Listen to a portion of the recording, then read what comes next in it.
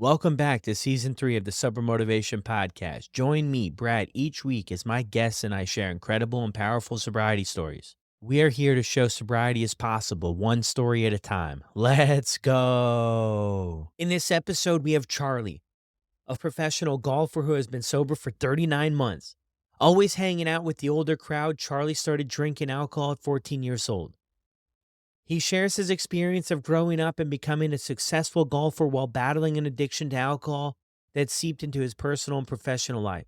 He talks about the detrimental impact of alcohol and the challenges he faced, and the turning point that led him to make a life-altering decision, which was to embrace sobriety. Charlie's message revolves around the brighter and rewarding side of a life in sobriety, and he encourages listeners to persevere in the fight against addiction. This is Charlie's story on the Sober Motivation Podcast. How's it going, everyone? Brad here. Well, our first story episode for the new year. Thank you, everybody, for hanging out with me in the podcast in 2024. This episode is going to be an incredible way to kick off the new year. If you're doing this whole dry January thing, or you're deciding to get sober, or decided to start your journey on January 1st, welcome. As you're going to hear from Charlie's story and so many others on the podcast, it's the one thing that changed everything for their lives and improved every area, even areas that we didn't even suspect would be improved, were improved by that one decision. So welcome to the podcast. Thank you, everybody. You're really going to enjoy this episode. If you're looking to get connected and for some extra support on your journey, be sure to check us out at Sober Buddy. We've got some new hosts for the new year, some incredible people that have joined the team. We're hosting a couple more groups as well. Each week, we have a life coaching group, we have a book club group, and we also have the Sober Buddy hosted groups, as well as some member hangouts, which are incredible, and they're working on some cool stuff. So come and check us out at the Sober Buddy app if you want to get connected to a supportive community of people that are on the same journey, and I hope to see you over there. I have to give another huge shout out to our new sponsor, Charmaine, cooking show host and author of delicious and doable recipes for real and everyday life. Charmaine prides herself on living a drug and alcohol-free lifestyle, and she's also a huge fan of the Sober Motivation Podcast. So if you're hungry for fun, delicious, and doable dishes, Charmaine's collection of over 70 mouthwatering recipes will be sure to please your hungry gang. Pumpkin muffins with coconut crumble toppings, lemon walnut tuna melts, cranberry turkey burgers with sweet horseradish mayo, and grilled chocolate sandwiches are just a few of the fabulous and flavorful dishes you will enjoy preparing and devouring with ease. Check out Charmaine's cookbook today. I'll drop the link in the show notes below to the Amazon listing. Welcome back to another episode of the Sober Motivation Podcast. Today we've got Charlie with us. Charlie, how are you? I'm wonderful. Thank you so much for having me, and I look forward to sharing my story with everybody. Yeah, awesome. Thank you so much. How we start every episode is with the same question. What was it like for you growing up? I was pretty fortunate growing up. I grew up out here in East Mesa, Phoenix, Arizona, and I had two great parents that loved me, and they provided me with a lot of opportunities. And from an early age, in about sixth grade, my mom really started drinking heavily, 4, 5, 6 bottles of wine a day. I remember taking the wine glass out of her hand when I was in sixth grade, so that way it wouldn't break after she passed out. And I just remember, you know what, man, I'm never going to be like that. I'm never going to be like that. And I ended up exactly like that. But, it was great growing up out here in Arizona. I play golf for a living, so really no better place to do it. And I was fortunate enough, I got a college scholarship, went and played golf at the University of New Mexico, was an All-American. Then I turned pro and beat it around the mini tours for a little bit. And then I got my big break, made it to the PGA Tour, won on the PGA Tour. And then that's when my life started to really spiral downhill, as I was immature. I was having a lot of success, and I just kept rolling bigger and deeper with the drinking, and here I am. I accomplished my childhood dream of making it to the PGA Tour.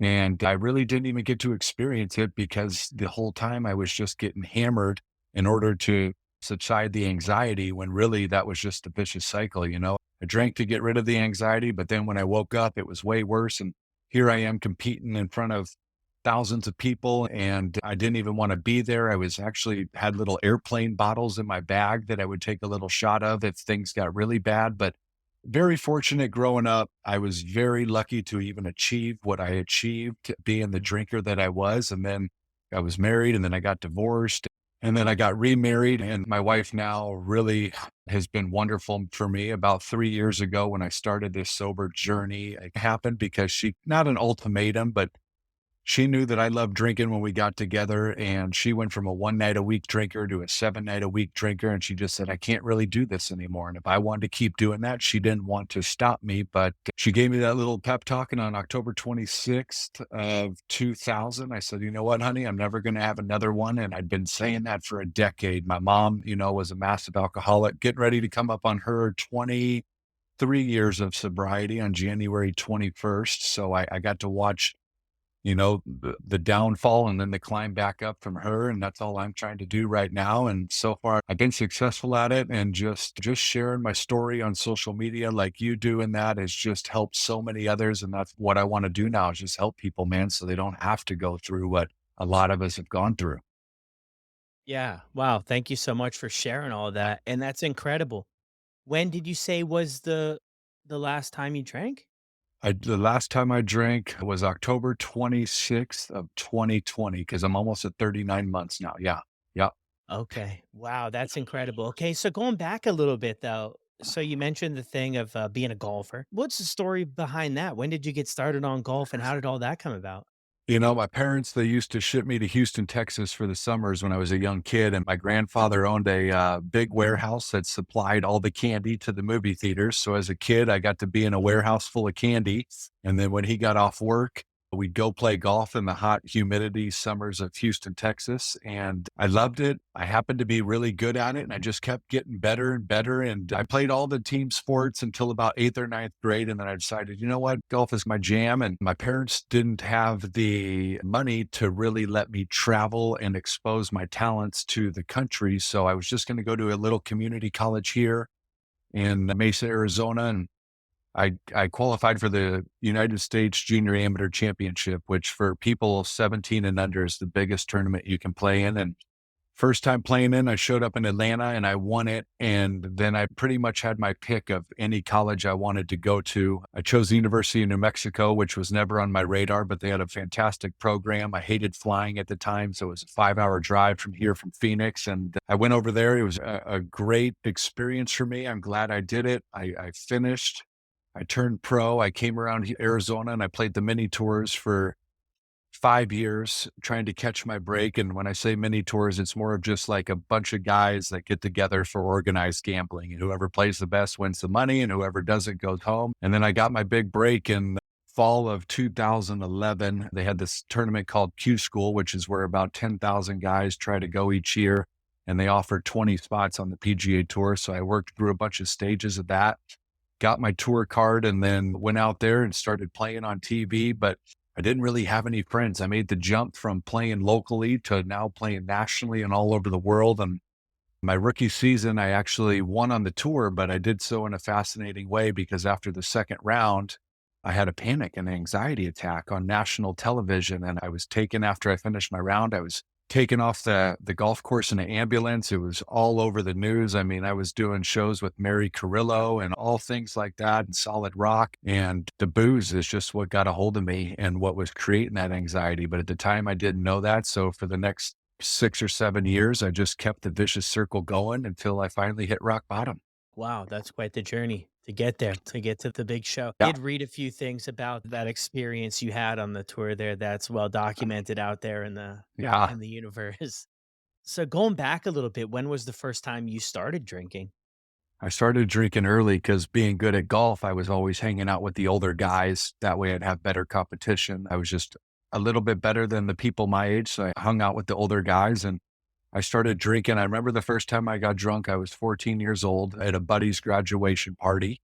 And from then on, buddy, it was every chance I got, I just took advantage of. And my parents actually were buying kegs for me during high school. So I was having my buddies over and we were partying there. That way we wouldn't get in trouble. Nobody'd get hurt. When I look back at it, that was probably not the thing to do as a parent, but That's what it was. And really, my whole life being in the golf world and hanging out with the older people, just drinking was the norm. And if you didn't drink, you were an outcast. And I started going to all these different charity events and that. And it was just like everybody had a drink. Let's keep drinking. And shoot, the more fired up I got, the more attention that I grabbed. And people just really took to me because I just have a good demeanor, a great attitude, was always having a good time. I was never one of those angry drunks or anything like that, but I always wanted to take it up. But 14 was the first time. And really from then, I remember all through from there on out. I mean, even in high school, I was doing it 5 nights a week because I was hanging out with the older kids and I'd come home hammered at 11 and wake up for class at 7. And it was just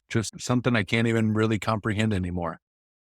So when you look back at that event that happened, the panic attack at the time, just reading it there and what you shared, like really just not even being fully aware of anxiety and what all that stuff was, right? I mean, do you Yeah. relate this looking back that this was a direct result or that drinking played some role in this?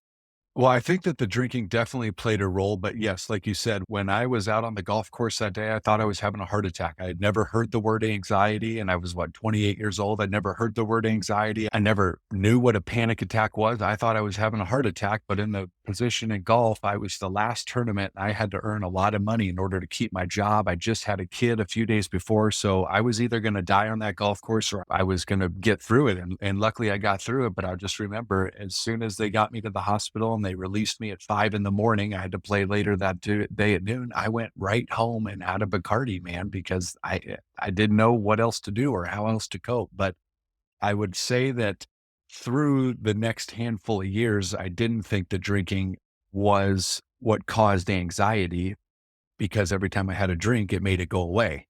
But then when I quit drinking and I never felt anxiety anymore and I didn't change anything else about my life, it was truly the root cause of all of my anxiety. And I used to pop Zoloft and Xanax like chiclets, man, Tic Tacs, just to get through the day. And now I'm 39 months without either one of them because I don't need them. I feel great.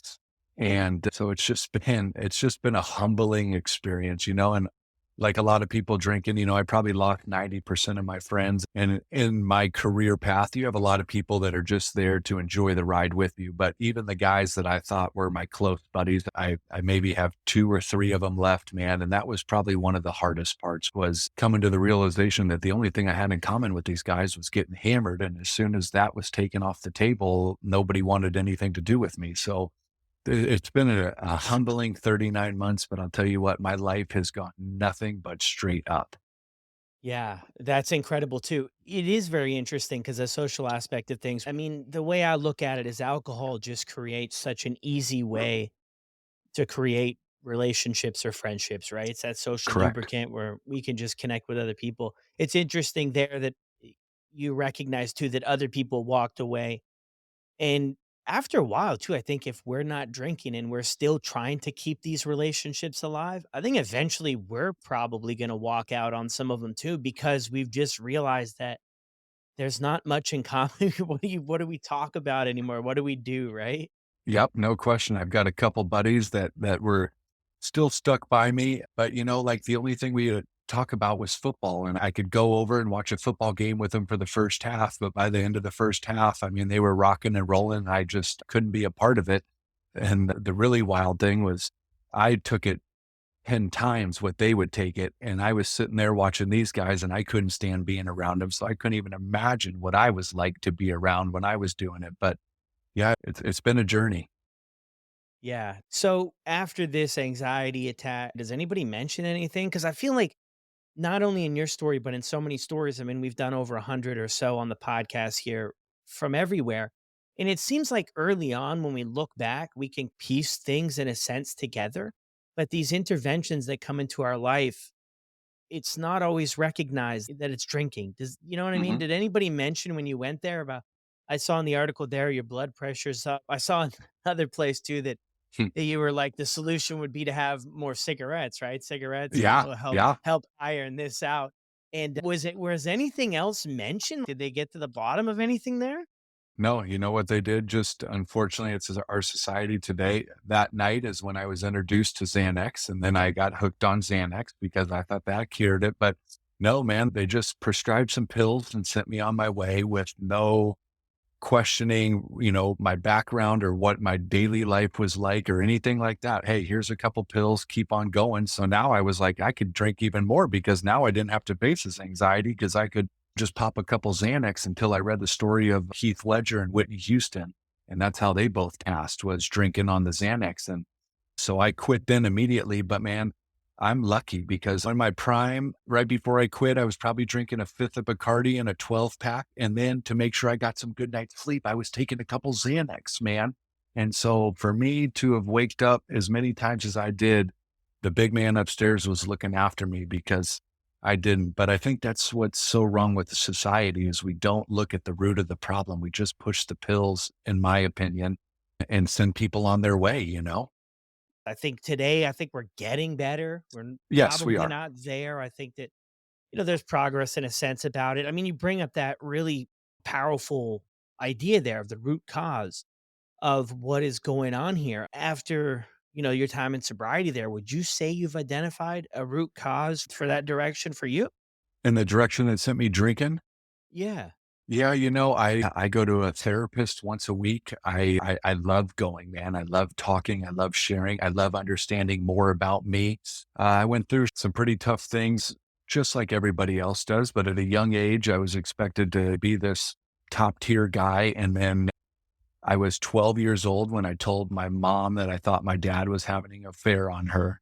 And she didn't believe me, told me I was crazy. A week later, she found out that her 12-year-old son was telling the truth, and that's what started her drinking. So then for 3 years, they stayed together, which they thought would benefit the kids. Meanwhile, my sister and I are, putting our ears to the second story floor. So we're listening to them fight. And just like anybody, I have a story in that and watching my mom do it. And that's how she coped. And maybe that's how I learned to cope. But I just think everybody has a hard backstory. Whoever you are, everybody has problems.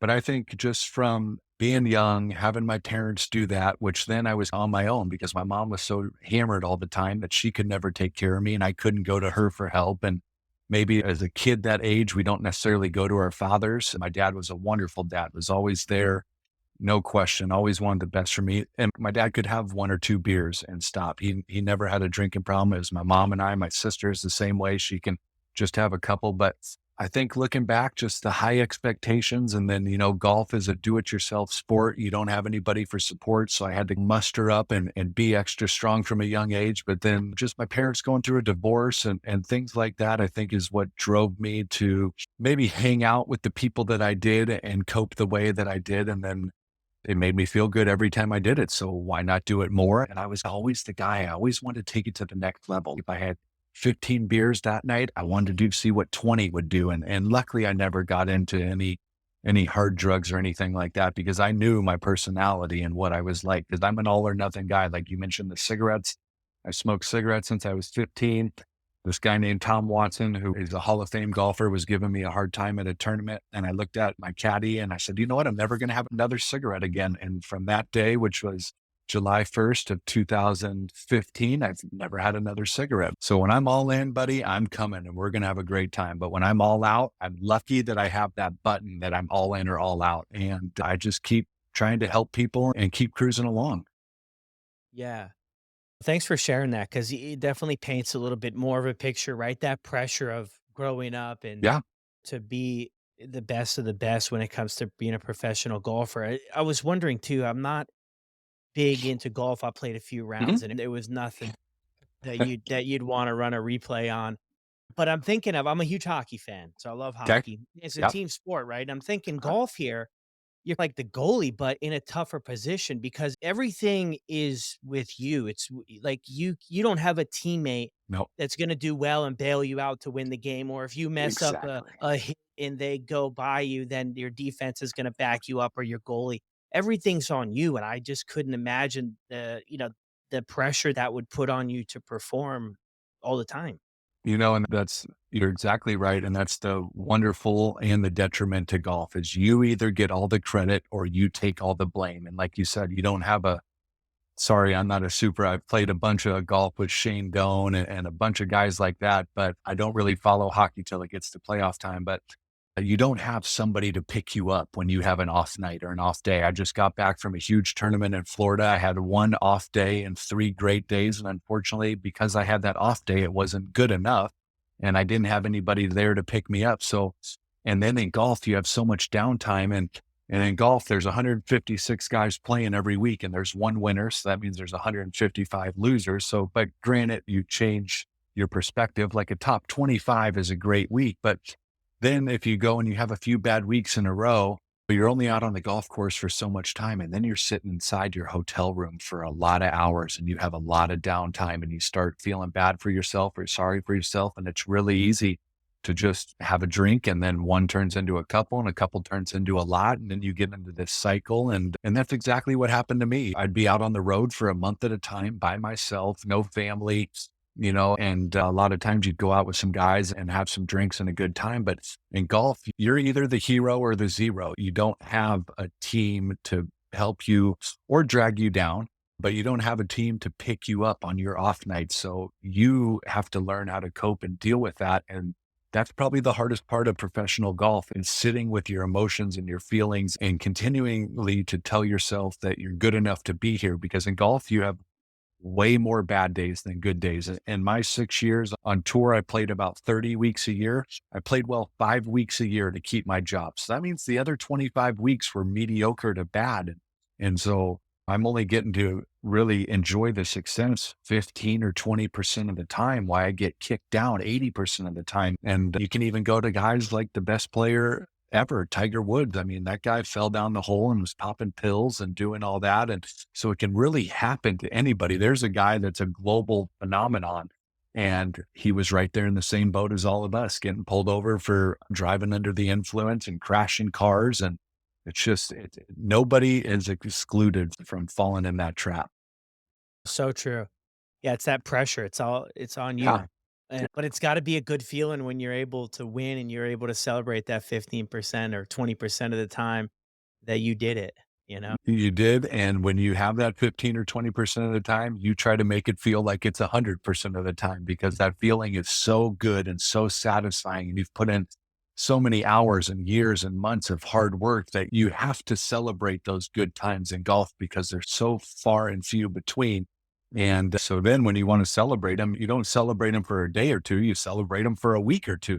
But yeah, it's a hero or zero game. And that's what makes it really difficult. I have an 11-year-old son, and people are like, is he playing tournaments? Is he playing golf? And I'm like, he's not even doing any of it, man. And I'm totally okay with that, because I know what it takes to get to the elite level in golf. And to be honest, I wouldn't want to put my son through that, man. Go find a team sport where you can have some off days and be okay, because golf is, it's funny that every other hockey player, baseball player in their off season, they want to play golf. I mean, everybody goes to golf to take a break. And when you're trying to do it for a job, it's really tough. So I got an 11-year-old that can ride dirt bikes, but he doesn't play golf, and he plays football and basketball, and that's okay. I'm okay with it, man. I'm not Yeah. my parents never pressured me along the way. I played golf because I wanted to play golf. Yeah. No, that's super important to let things play out the way they're supposed to. And I mean, you have the Correct. firsthand experience, how tough it is. It's interesting you bring that up there too, right? Hockey players, yeah, everybody's got their tickets booked for their big golf game after the No tournament. doubt. They love it. Especially in Arizona there too. So bring us up to speed here. So in 2020 there, when Yeah. you decided to quit, walk us through a little bit leading up to that. What did things look like? How did you feel? It was probably the worst time of my life. Like I said, man, I had an open door policy at my house. Anybody could come over anytime they wanted, and we were going to have a great time. It could be a Tuesday, and a couple buddies would come over, and we'd roll till 2, 3 in the morning, just on the back patio. We weren't ones to really go out. I enjoyed entertaining people, but it was nothing but lots of booze, lots of shots, lots of 90% drinks with a splash of diet. My wife and I were in the worst place we had ever been, arguing all the time, walking around our own house on eggshells. I was actually, because my child is with my first wife, I would actually schedule having my son around big football games, because I didn't want him to be there when I was going to get hammered. And I hate to say this, but getting hammered during those big football games with my buddies was more important than being with my son. And I still had my son 50-50, but I would literally set the schedules to where I could get super hammered on the days that I wanted and then low key it when I had him. And golf was going downhill. My life was going downhill. It was constantly waking up in the morning and my wife saying, "Hey, here's who you got to call. Here's their phone number. Here's what you said. I need you to apologize." And that's probably been the nicest thing in the last 3 years is waking up and not regretting or not knowing what I said. But it was bad. I weighed about 280 pounds. Right now, I weigh about 210. So I've lost 70 pounds. I was eating pizzas late at night, not taking care of my body. And here I am, this guy on the PGA Tour that only wanted to get hammered, that was wasting his God's given ability. And at that time, I was playing some little local tournaments and was getting hammered during those. And I went out, and I know you're not familiar with golf, but maybe some of your listeners. And I hit all 18 greens and I three putted 13 times. And a three putt in golf is like one of the worst things you can do. It makes you just feel horrible. But the reason was because my hands were shaking so bad and I couldn't feel them.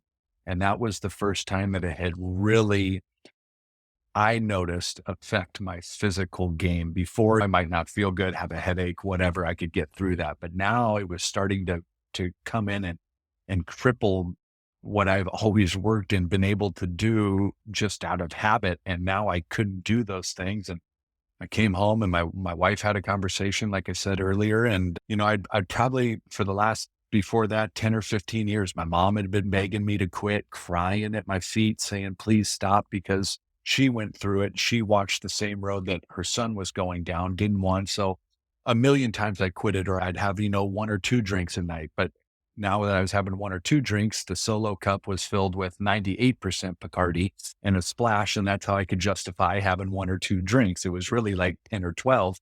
And then the anxiety was so bad that I would get anxious to go pick up my son. And yes, I always enjoyed my time with my son, but I was battling me internally instead of enjoying being present with my son. And finally, for some odd reason, it was just time. I tried to quit for 10 years. And on that day of October 26th, I woke up and something bigger than me said, "It's time, man." And since that day, I don't know how I did it. When I first quit, I was probably having 30 non-alcoholic beers a day. I mean, I'd wake up at 6 a.m. and not have to wait till 8 or 9 for that beer to justify, "Oh yeah, it's 8 or 9. I can have a beer now." I could crack open an NA at 6 a.m. and I would just hammer through them all day long. And now I can't stand the taste of them. So it's funny how things change. But yeah, leading up to that deal was just, my life was in a mess. I'd lost a couple friends from things that I had said that I wouldn't have said if I was sober, but like a normal drunk, we say the truth out loud when we're hammered, and I don't regret saying them. Maybe I just wish I would have said them in a different way. But, the funniest thing and the biggest question I get asked is, do you regret it? Do you regret being the person that you were? And I don't, man. I had so many incredible experiences and I had so many great times. But the big kicker is I wouldn't be the man and the person that I am now had I not gone through that. And like I was telling you earlier, now I just want to help people and I want to get back to the PGA Tour, not for the golf. Yeah, golf's cool or whatever, but dude, I've been playing golf for, trying to be great for 33 years. I'm over that. But the platform that the PGA Tour has, I could reach out and help so many people. And it was so neat going back this last week and seeing so many of my old peers and rules officials and that. And they're like, "Charlie, we haven't seen you in 5 years, but you look 10 years younger. And where'd the other half of you go?" And so it's really nice to know that the decision that I made, people have taken notice to. And you know what? Everybody is just so dang happy for me. And I haven't run across one person, of course, I have a handful of people that are jealous that wish they could quit, like we all did. We all wanted to quit at some point. We couldn't. And so I have those people, but the people that are in my life that really matter. And what's really cool is going back and seeing those guys, and really they were so authentic in the way that they expressed how just amazing my transformation has been. That's the kind of stuff that wants me to keep going. And through golf, I always enjoyed having people pat me on the back, because who doesn't? And now to be able to be patted on the back for the decisions that I made and turning my life around, those pats on the back are way bigger than any pat on the back I ever got for playing golf. That's so true. The tour, the platform, it Yeah, would be an incredible place. incredible. Yeah. I think it was a year or 2 years ago, I saw someone win a big tournament and then had shared about their Chris struggles. Kirk. Yeah. Chris Kirk, right before I quit, I knew he was struggling, and then he took a leave from the tour to try to get sober. And then when he came back, he did this interview that I still have taped on my TV that I go back and watch all the time. And that was about a year before I got sober. But I think when I watched that, that kind of started to put the thought, and that's how I started manifesting it. And actually, there's another guy, Billy Horschel, who I saw this last week. Billy Horschel's won the FedEx Cup. He's been probably the 10th best player in the world at the best of his time. But his wife was hiding water bottles all over the house and full of vodka. And he came out a handful of years ago and publicly told the world the battle that they were going through.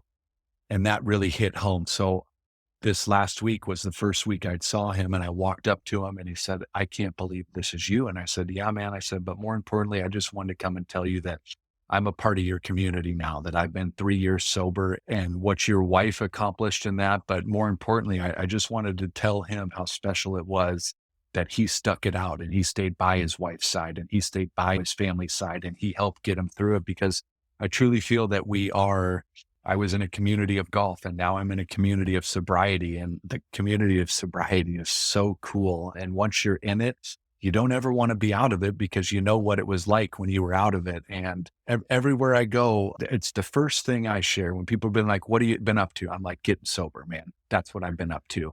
And I don't feel any shame in saying it. I've won on the PGA Tour. I've been the 60th best player in the world. I've done all the cool things and have all the accolades that people look up to. And I don't care about any of those. Getting sober is the biggest accomplishment in my life. And I think I can speak for most of the people that have gotten sober would say the same thing. Yeah, for sure, 100%, because it just opens up so many possibilities. But Yeah. it's really interesting the part there you mentioned about not regretting it, regretting the past. It's Hmm. really an interesting idea, right? Because I'm with you in a sense on that, because the way I look at it too is if we were to change, I heard this quote a long time ago, and I think it relates to football. Here we are with the sports again. But life's Yeah. a game of inches. Life's a game of inches and little small decisions. And if we would have changed one of those decisions, or if I or you would have made one decision here or there, it could change the outcome of where we're at today.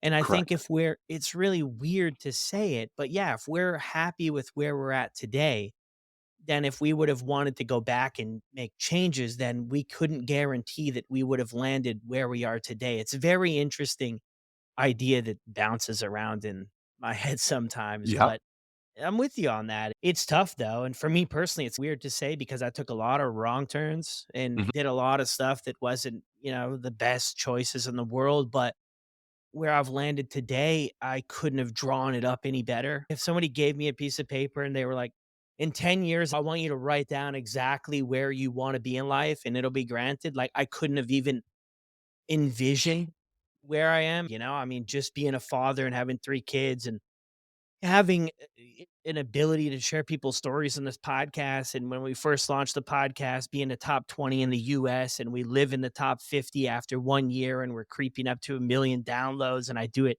as you can see, from my fancy studio in the corner Yeah. of my basement. I couldn't have even imagined such a thing, and to be meeting with you and having you share your story and the impact it's having and the impact your story will have on people. What do you gotta do to get back to the tour? So for the last 5 years, I've wanted nothing to do with golf. I just hated it. I was burnt out. And then in July, I got this. I liked sharing my story on social. I liked helping people. And I said, gosh, I have the talent and the ability. And so I signed up for Q school, which is qualifying school. And you go through these three different stages. And because of my past, I was exempt through the first few stages. So you've basically got to go to a school, which is a tournament. And you've got to finish in the top. But if you don't, you get to go down to the Corn Ferry Tour, which would be the minor leagues, still way ahead of where I've been playing. So a gigantic leap forward. My last week, I did not accomplish what I set out to accomplish, but what I got for second was way more than where I was a year ago. So I'm ecstatic, but I'll be playing on the Corn Ferry Tour this year. If I finish in the top 30 on the money list, I can get back to the big tour. But the Corn Ferry Tour, it's televised every week. There's an amazing following on that. It's part of the PGA Tour. So I can start off on a little bit smaller platform and I'll just continue to grow it that way and continue to share my story. But getting back to the tour is not just, hey, I want to go back to the tour. They start you back at ground zero. In golf, you have to earn everything that you get, which is really cool, but it also sucks big time. So I've got to make my way back. And what's really cool now is I'm 39. This last week, I think the oldest guy I played with was 26 years old. So now I'm getting to watch these kids that where I was, and they're all so talented and they hit the ball so far and they're just so ready at a younger age than my generation was, but they don't quite have the maturity and they can't quite plot around the golf course and think. So that's why I can still hang in there with these kids and do that. But the great thing is these kids nowadays, they like to ask a lot of questions. When I first got on tour, I went right to the oldest guys, the Ernie Els and those guys, and said, hey, what do I got to do? Because if you're hanging around, other rookies and that, you guys are all trying to figure it out together. Why not go to somebody that's done it Mm. for the last 20 years and ask for advice? So these kids, at least, are smart enough to ask me a bunch of questions, and they probably get tired of listening to me talk about it because all I want to do is give back and help them and try to save them time, man, because I wish I had somebody to save me, and giving them just a bit of advice. If they actually follow through, it could save them a year or two, man. But the problem is, just like I was when I was that young, you think you know it all and hear it, but you don't really comprehend and understand it. And then in about 5 years, they're going to be like, oh, yeah, Charlie told me that. I should have listened. So it's a work in progress to get back, but we're ahead of where we were next year. We'll be playing on the Corn Ferry Tour for more money than I was playing for. They're televised events, they're world golf ranking points. So, yeah, I didn't achieve what I wanted to, man, but I'm so thrilled with what I got and the new journey ahead of me. Wow, that's incredible.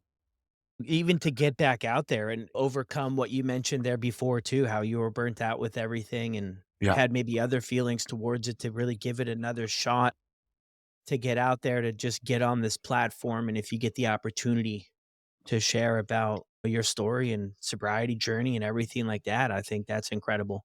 Yeah. And the really nice thing about golf now is before when I was playing, I didn't get to enjoy the challenge of the golf and being out there because the internal battle that I was fighting, like it would get to the point where I would be like, gosh, I hope my back goes out so I don't gonna play. So then I don't have the anxiety and then I can just drink. And now I'm just like, I'm out there on the most beautiful courses in the world, competing against the best players. And yeah, I may not always do my best, man, but at least I can put forth my best effort and enjoy the challenge instead of making that a back burner and me and my insides being the biggest challenge. So this week Mhm. playing before, gosh, on the airplane, I would have been like, gosh, I hope this tournament gets canceled or whatever. And I was so excited to show up every morning. And I left there. So I used to be a guy that if I didn't play well round one or round two, I would just withdraw and go home and be like, I'm not going to waste my time. And in this one, I said, you know what? I started something.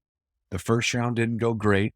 The next three went good. But the reason the next three went good is because I gave myself the opportunity and I was in the right state of mind now to give myself that opportunity to go do well. And teeing it up on the last day, I knew that it really didn't mean much. But I knew if I put down a good round, there's a lot of people that watch my name that they would be like, hey, dude, this guy's really trying. That says a lot about his character and a lot about, him gutting it out. And so when I finished yesterday, I had a great round and I walked around like I won the damn tournament because I hadn't done that in probably a decade. I hadn't finished something that I started when it wasn't going my way. And so when I got on that plane last night and I left Florida, even though I didn't win, I felt like one of the biggest winners of the week for sure. And I think that's the thing that you have to do. And that I've learned in getting sober, man, is you got to learn that the majority of things are not going to go your way in life, man. But if you can just step back, and become a big gratitude, grateful guy. And I know it's as cliche as it sounds, but just being thankful that I wake up each morning and my wife's mom's been in a wheelchair since I've known her. We have to help her do everything.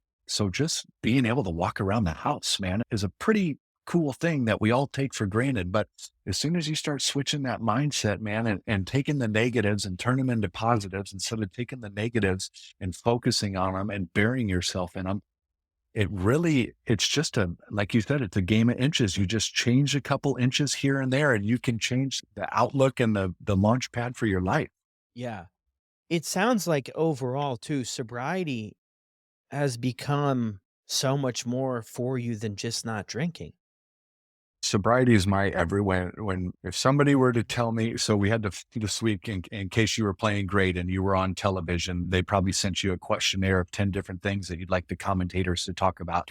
And the only thing I wrote in a big Sharpie across all of them was I'm sober, because it is that big to me, man. I never thought that it would be. I watched my mom get sober. She never really talked about it or did anything. If somebody was in trouble and came to her, she'd be more than happy to help. But for some reason, being sober is my identity. Being a golfer used to be my identity. I don't ever want that to be my identity again. I want being somebody that I tried to take my life a few times, being somebody that tried to do that to now is trying to save people from doing that. Being sober is Charlie Beljan's identity now.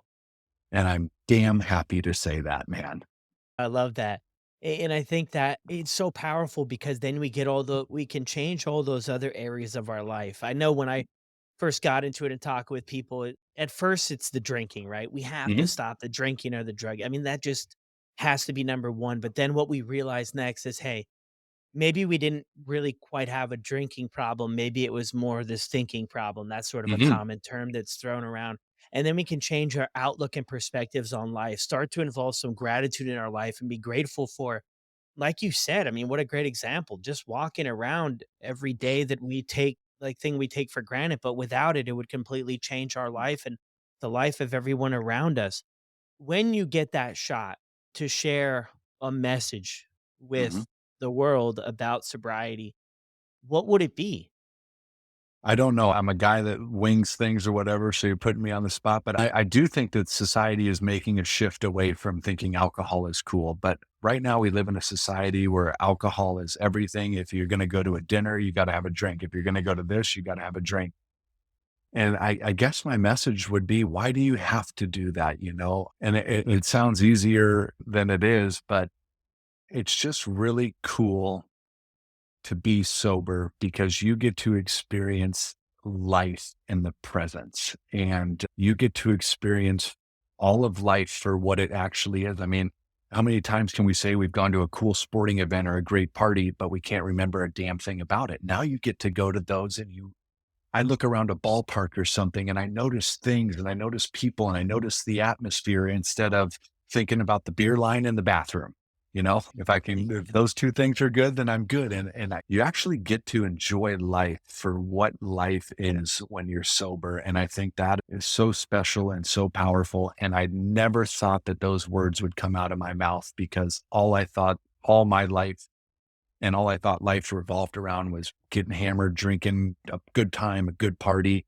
And now I do enjoy a good time or a good party. And my cue to leave, I go to a lot of events. When somebody tells me the same story twice, that's my exit scene.